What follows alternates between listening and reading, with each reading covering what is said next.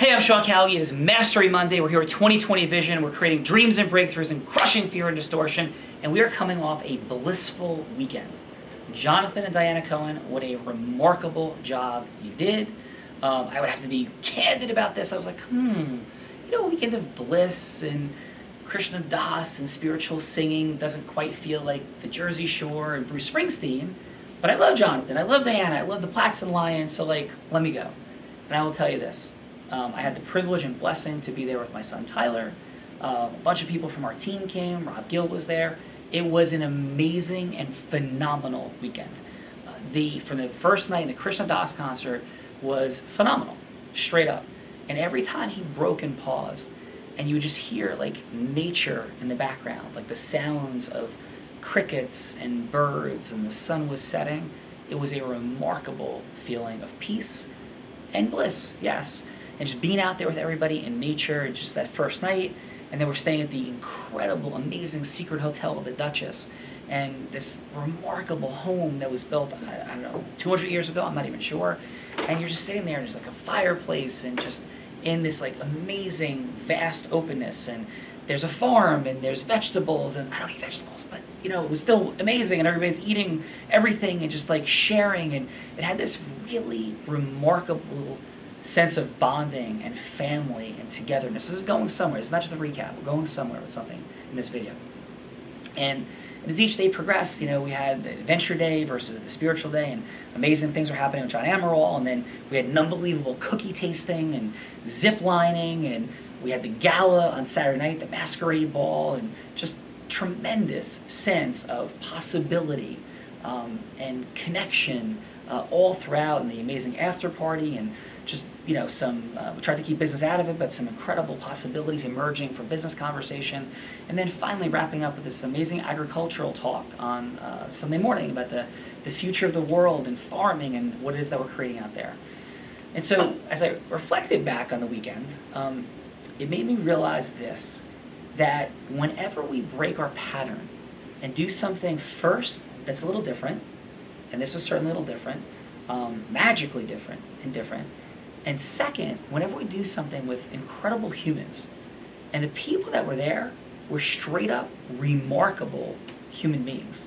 People building companies, people creating schools that are nature-based and do incredibly different things like the Primrose School, and folks that were just launching companies, people that had mature companies that were selling their companies.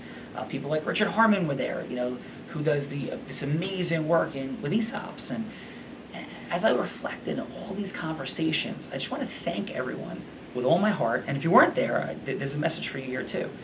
I want to thank everyone with all my heart for all of the connection, the growth, the contribution, the variety, the love that was happening all weekend long. And 15 powerful breakthrough distinctions came up for me across the weekend, and all these different conversations I was having with so many of you. But in addition, for you, if you're out there and you're like, okay, well, I hear all this, and this is key takeaway. I hear all this, and let me go back to doing things the way that I do them. If we're thinking the same way, if we're doing the same things, you know this, our results aren't going to shift. We're not going to have breakthroughs. We're not going to create new, and that includes me. And that includes the greatest influencers in the ecosystem that were there from the Platts and Lions, including Jonathan, includes everybody. But for so many of us, I think two things are pivotally important.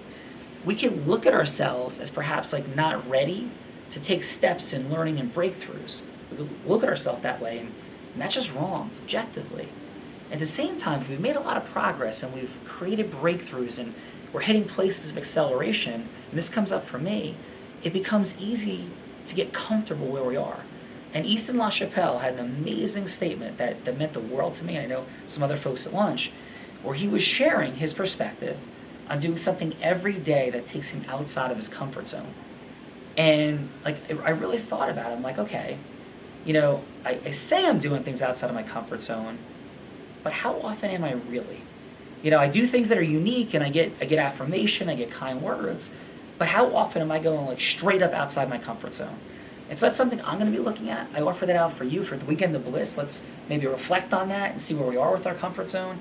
And if you weren't there, really sit back this week and every day ask yourself, did I take myself intentionally outside my comfort zone? Maybe at the end of the day, but start the beginning of the day with an outcome of taking yourself outside of your comfort zone in service of the missions and outcomes that you have. So some thoughts for today, some thoughts for the week again. Thank you, Jonathan, Diana. Thank you, all the plats and lines that made this magically happen. That would include, of course, Kara and Matt Johnston and Jenny. You guys were amazing and unbelievable. And thank you, Callagy Law Team and Rob Gill for all of your awesome and outstanding and amazing contributions. Hey, I'm Sean Callagy. We're all just learning to see. Let's stretch ourselves each and every day. Have an amazing day. Thanks.